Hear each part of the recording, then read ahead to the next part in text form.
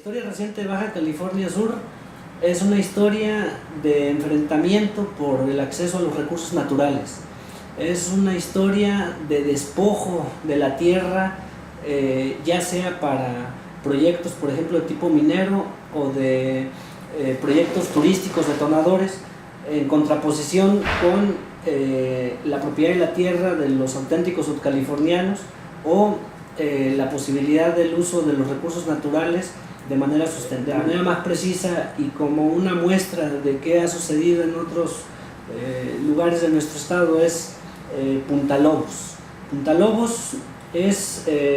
una playa que queda aproximadamente a 3 kilómetros del poblado Todos Santos. Es una playa que históricamente fue utilizada para la recreación de los lugareños y es una playa donde llevaban a cabo los pescadores de la región el arribo de sus pangas, el guarecerse del tiempo, el acudir ahí a entregar el producto, etc. Esta historia es una historia que el día de hoy tiene como componentes la represión, el intento de detención, de criminalización de la protesta social y el enfrentamiento entre pescadores que tratan de defender su fuente de trabajo y en contraposición inversiones que pareciera que no pueden ser un poco sensibles o ser un poco adecuadas a las condiciones locales, sino que intentan no solo depredar, sino desplazar a los auténticos sudcalifornianos. El asunto de los pescadores, de la manifestación que habían hecho, el conflicto con la empresa se agravó cuando se intentó instalar una mesa de negociación donde estuvieran las autoridades, aceptando gobierno del estado y estando presente, gobierno municipal, empresa y los propios cooperativistas. En medio de esta circunstancia, la empresa se va cerrando, va descalificando a los pescadores por tener un asesor externo y finalmente, sin decir, esta mesa queda extinta. El gobierno del estado deja de darle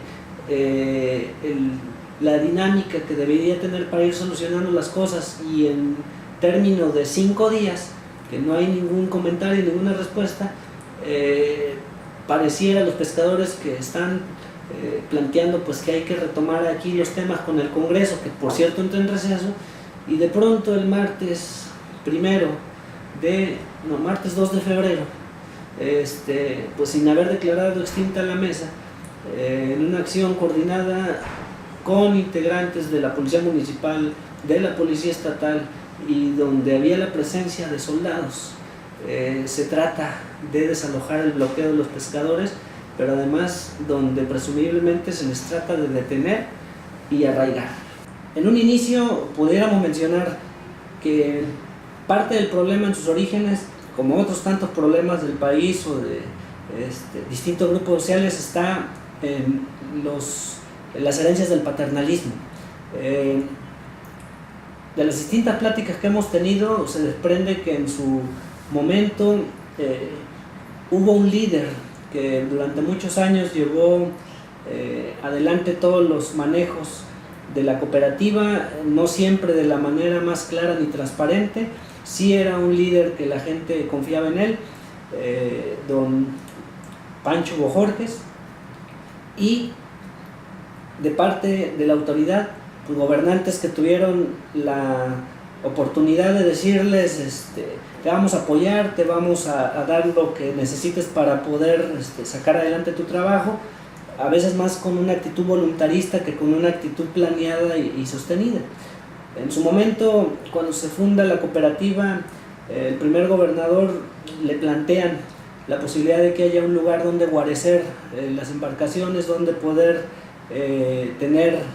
empacar los productos que salen del mar, y se hacen una serie de construcciones allá por los años 70, mismas que hoy todavía permanecen en la región. Estas construcciones se le ceden a los pescadores sin que haya ningún trámite en cuanto a la propiedad del terreno, sin que haya la escrituración, o sea, en el viejo modelo paternalista. Van pasando las administraciones, va pasando el tiempo, el propio ejido, bueno, pues el ejido Todos Santos tenía parte de las tierras ahí donde se había sentado todo esto.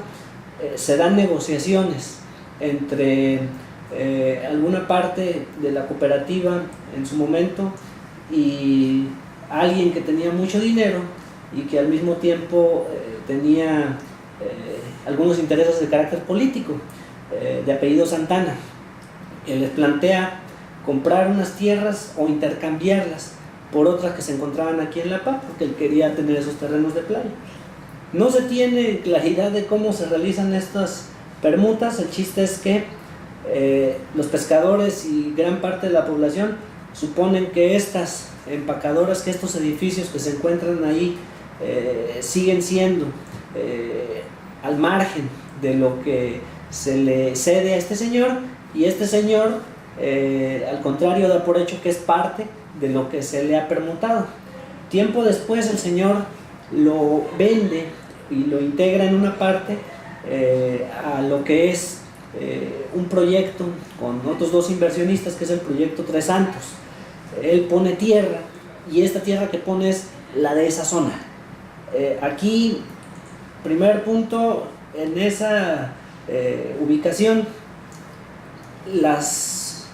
construcciones del empacador, que son construcciones viejas, que son construcciones que se hicieron para el apoyo de los pescadores, terminan siendo en esta distribución de las tierras y en este asunto de los negocios que todavía luego no quedan muy claros, al dicho de los empresarios, parte de la propiedad privada de lo que hoy constituye la empresa Tres Santos. Tres Santos surge como una propuesta pseudoambiental de desarrollo de una zona inmobiliaria, una zona universitaria, una zona donde se promueva la energía y el uso sustentable de los recursos, pero ciertamente inicia planteando que iba a haber alrededor de 414 hectáreas, alrededor de 4.000 cuartos de hotel, para pasar inmediatamente después a 2.100 casas. Ese es el proyecto Tres Santos. 2.100 casas que implicarían un uso de agua muy intensivo. Cuando se plantea la manifestación de impacto ambiental de este proyecto Tres Santos, pocos son los que alzan la voz alertando de dónde se va a sacar el agua. Tres Santos en su manifestación de impacto ambiental plantea que no va a utilizar el agua de la región, que va a utilizar desaladoras y que va a utilizar una serie de tecnologías que le van a permitir no abatir los acuíferos que se encuentran en la zona. Basta mencionar que esta manifestación es planteada en mayo del 2013. En julio del 2013 se hace la consulta pública y ahí se expresa todo esto, y finalmente cuando se hace esta manifestación, de alguna manera hay todo un planteamiento de que este es un modelo sustentable y ecológico, que es algo que nunca se había visto anteriormente. Sin embargo, empieza este modelo sustentable y ecológico a destruir un humedal, que es la zona donde en la actualidad se encuentra la construcción que ya dieron inicio esta compañía Tres Santos. Realizan la destrucción de prácticamente todo el humedal, que ahí se podrá ver en alguna foto cómo estaba, cómo está, dejando solamente la orilla del humedal, que era como una parte de un estero, al margen de ser taponeada, porque lo que hacen es rellenan toda la zona con tierra, crean un terraplén, crean muros de concreto, ponen alrededor de estos muros pues soportes muy profundos de cimentaciones bastante hondas, y pues destrozan todo el humedal. Empiezan a construir a partir de ahí en una altura aproximadamente de 1,5 metros, 2 metros por encima del nivel, lo que es el terraplén. Ahí empiezan a construir las casas y bueno, construyen un muro de protección que es el que va a dar finalmente la gota, va a ser la gota que derrama el vaso con los pescadores. Este muro de protección es un muro que, si bien se encuentra dentro de la propiedad privada, con el crecimiento de las mareas, resulta que lo rodean con grandes piedras para poderlo guarecer, y con el crecimiento de la marea de fondo y los fenómenos recientes climatológicos que ha habido, las piedras se dispersan. Al dispersarse las piedras, el agua llega hasta la barda, las pangas no tienen dónde llegar a varar y empiezan a llegar a donde anteriormente era, que era la playa, y resulta que la playa está llena de piedras de gran peso y gran tamaño que empieza a dañar las embarcaciones, daña 3 embarcaciones y la empresa no se hace responsable en su momento. Eso es lo que da inicio a esta situación, al conflicto, sin que se tome en cuenta que finalmente, si bien es cierto el muro podría estar dentro de la propiedad privada, también lo es que no se tenía una concesión para la empresa que permitiera de alguna manera desconocer que ya había actividades de 2 cooperativas en esa misma zona. ¿Qué más hay ahí? Hay otra situación también bastante grave, que es el hecho de que cuando crece el mar, la zona federal marítimo terrestre, la concesión, empiezan ellos a comprarla, empiezan a negociarla tanto con las 2 cooperativas. En un caso se les cede, en el otro caso no, pero es un conflicto para poder acceder a todo el espacio, siendo que a los pescadores se les reduce a una parte ínfima donde tenían que meter sus pangas, donde tenían que guarecerse, y donde cuando llovía o crecía el agua terminaban las pangas en el mar y tenían que irlas a corretear. ¿Qué más se dio ahí? Pues lo que se dio es que no hay un proyecto de desarrollo que esté al margen, digamos, del programa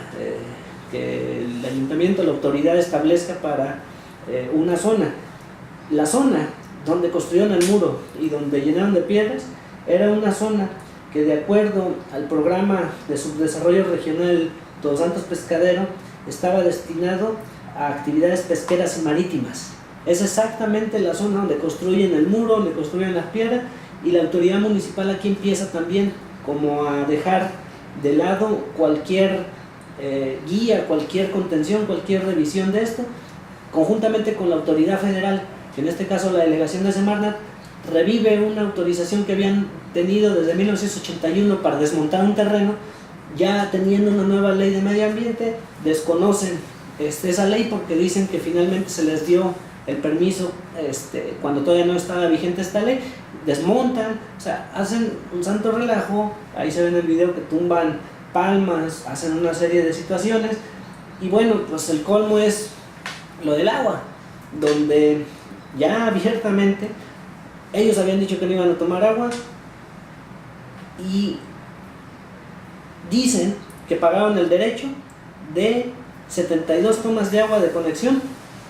El ayuntamiento actual nos ha confirmado que se hizo un convenio en el cual la empresa Tres Santos absorbía 1.8 millones de pesos que tenía el ayuntamiento de adeudo con los trabajadores del Zapa, a cambio de que tuvieran permiso para extraer 300 litros por habitación, y a pesar de que eso no venía en la manifestación de impacto ambiental, afectando obviamente la disponibilidad de agua en la zona. Prácticamente eso es la serie de asuntos que se dieron. Permisos, no se sabe quién los dio. La zona federal marítimo terrestre, no hay claridad de que no la tengan los pescadores. El asunto del humedal destrozado, el asunto de cómo construyeron un camino a un costado, taponeando y tumbando la vegetación, nadie dijo nada porque no se encuentra protegido. Finalmente era un mangle dulce, donde destruyeron palo verde, donde destruyeron el mangle, y ninguna autoridad estuvo para hacer nada. Pues ya lo último es que no podían los pescadores ni siquiera tener un espacio donde varar sus pangas, y donde había un abuso por parte de esta empresa hacia los pescadores, y un peligro para el resto de los todosanteños de que estén finalmente pues al último quedándose con el recurso más valioso, que es el agua, para promover una zona de alto valor para gente de mucho dinero, que finalmente va a ir despojando poco a poco de la posibilidad de subsistencia hacia las futuras generaciones.